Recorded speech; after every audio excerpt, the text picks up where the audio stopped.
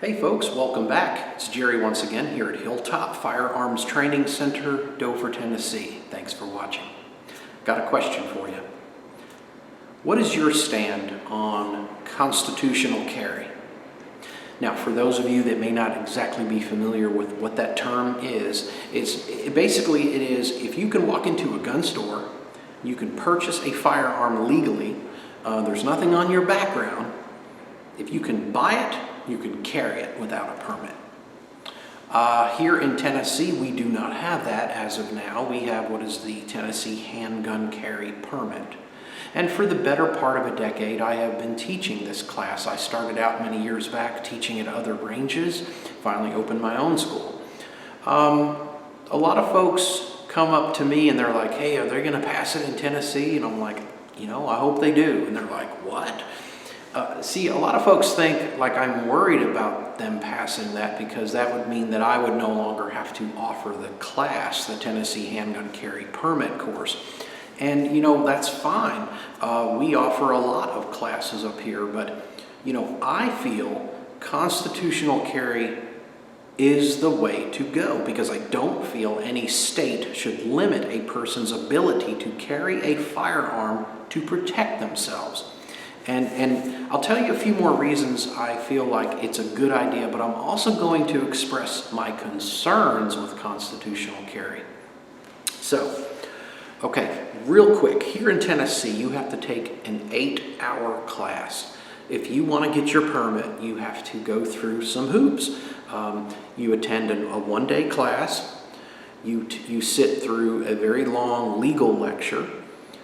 We talk about the different types of firearms, the mechanical handling aspects of how guns work, handling the gun safely, loading and unloading, all of that stuff. We cover the laws of Tennessee and the surrounding states and states that do not recognize the permit, including the states that do recognize our permit. So afterwards, you take a written test. Then you get on the range and we do a very modest course of fire, 50-round course of fire per outlined by the state of Tennessee. It's 50 rounds, 3, 5, 7 yards. Following the end of the class, if you've passed both range and the written test, we send your scores to the Department of Safety and Homeland Security.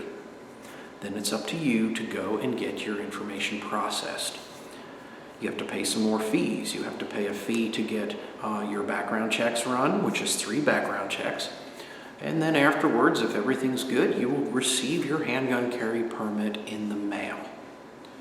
Now, although I have done this for 10 years to make a very modest living, the state of Tennessee also generates a lot of revenue. Think about the thousands upon thousands of people each year in the entire state of Tennessee that pay that fee.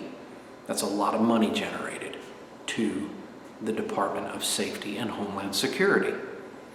I don't think they should really have to charge for that. I think a person who is entitled and legal in carrying a firearm should be able to carry a firearm to protect themselves without having to have a license. But here's my concern with constitutional carry. We get people up here for 8 hours. They take the test, I try extremely hard to teach them the laws as the way I know it. I teach them the liabilities. I try to pass on all of the things that they need to really think about when it is okay and justified in using deadly force, right? When can you shoot someone and legally be justified in doing it?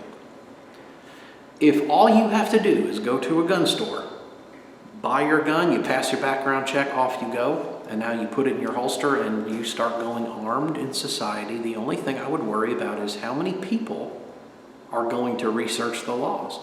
Are they going to understand places they can and cannot carry? If you say you have to use deadly force, do half of these people that are carrying under the constitutional carry, do they understand all of the other things that have to go with it? Here in Tennessee and for most states, you have to be in reasonable fear of imminent death or serious bodily injury. Those are the things that have to be going on in order for you to legally shoot somebody.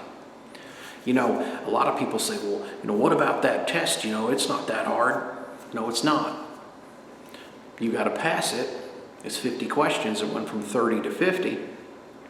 But you got to sit in class long enough to pay attention to understand how to take the test. So you're learning laws. I tell everybody firsthand, when you come up here to get, when we finally get on the range, this is by no means a shooting school. It is a safety school. It shows you how to safely operate a firearm. And yeah, you have to put so many rounds on the paper to kind of show that you know what you're doing. But it's not training. It's not firearms training. And some people would like to argue the fact, oh yeah, I took that permit class, man. I got trained. You can get trained in anything. You passed a very simple course of fire just so we have something to score. That worries me about constitutional carry, because how many people are going to seek out training? Not very many. And I'll tell you this, and I can tell you this because it's a fact. In the 10 years I've been doing this, people that come up in here and take this class, and we take them out on the range and they shoot, and they barely, they meet the requirements, but they're not very proficient shooters. As long as they meet the guidelines and the minimal requirements, I can't tell them, hey, you need to take some more, you need to really learn how to run this gun before you start carrying. They meet the criteria, they go. I'll never see them again. There's so many things that can go wrong if you simply go buy a handgun, stick it in the holster, and into society you go armed. And though constitutional carry, I feel, is a thing that is a good thing, because people should not be prevented from protecting themselves, there are so many people that are not mentally, emotionally, physically prepared to carry a firearm for personal defense. That's the only thing that concerns me. If I knew for a fact that if, say, they passed constitutional carry here tomorrow in Tennessee and we no longer taught the class, I would hope people would at least give me a call and say, hey man, could we go over some of the laws? There's not enough people that will take that initiative.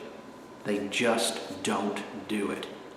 I would say in the states that have passed it, out of 100%, 40% may go and seek additional training and also research the laws and the liabilities and all of the limitations of where you can carry your firearm.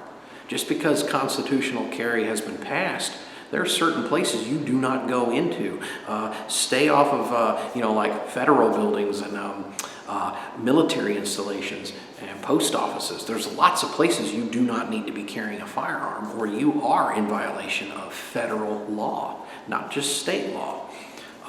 What are your thoughts on it, guys? If you will, post your comments below. Do me a favor. Let's try to keep this as professional as possible, because sometimes this sort of topic can become quite heated pretty quick.